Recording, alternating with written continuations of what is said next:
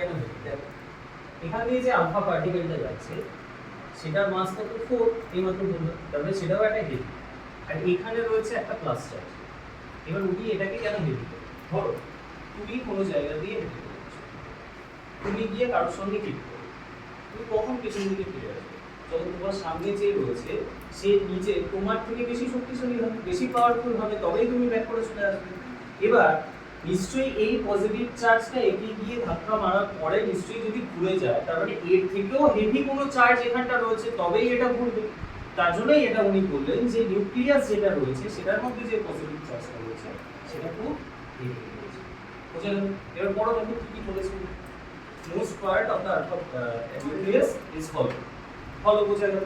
Next Positive charge resides in a very small area, এই যে বোঝাই যাচ্ছে যদি ম্যাক্সিমাম এরিয়া জুড়েই থাকতো তাহলে ম্যাক্সিমাম ডিফ্লেক্ট করবে। তারপর Positive charge is very heavy. Positive charge is very heavy, বোঝা গেল positive charge is very heavy. Then atom atom is nuclear, এটা বোঝাই যাচ্ছে না বলা প্রোটনি করে না বলা।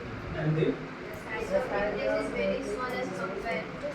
এই যে বোঝাই যাচ্ছে একটা স্মল এরিয়ার মধ্যে রয়েছে, তার মানে size of nucleus is very small as compared to the. তারপরে লাস্ট একটা পয়েন্ট আছে